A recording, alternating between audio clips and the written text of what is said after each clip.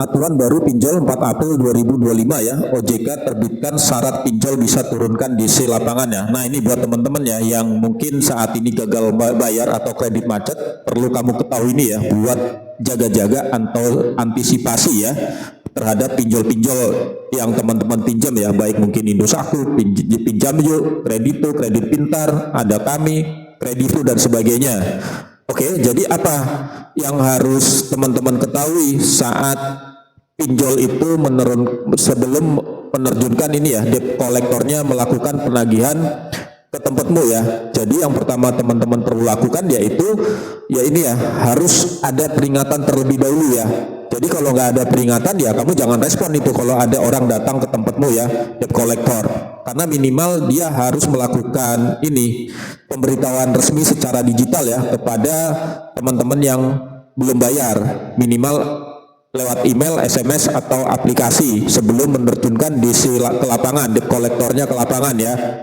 Itu yang pertama. Lalu yang kedua, itu teman-teman harus tahu para debt kolektor ini wajib terdaftar dan bersertifikat ya, bersertifikat. DC lapangan yang dikirim harus terdaftar di AFPI ya, Asosiasi Fintech Pendanaan Bersama Indonesia, dan memiliki sertifikat resmi.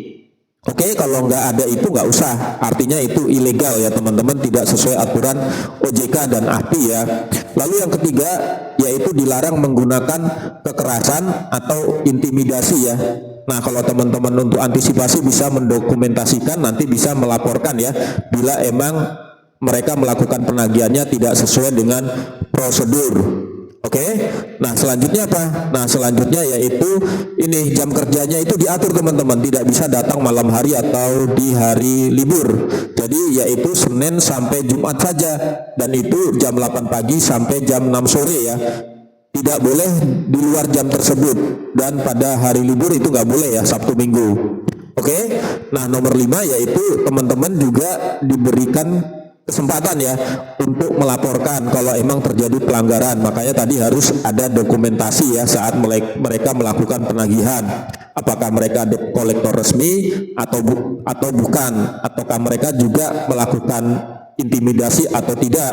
Oke, itu ya teman-teman. Lalu yang keenam, debt kolektor itu wajib menunjukkan ya dan membawa identitas resminya ya, harus menjelaskan surat tugasnya juga dan nama perusahaan pinjol yang memberikan kuasa. Itu harus ada teman-teman, kalau nggak ada jangan mau ya. Lalu yang ketujuh dan yang terakhir ini ya, batas waktu tertentu boleh turunkan DC. Nah jadi kalau DC lapangan itu boleh diturunkan jika pinjaman sudah gagal bayar lebih dari 90 hari dan teman-teman tidak merespon upaya penagihan online-nya.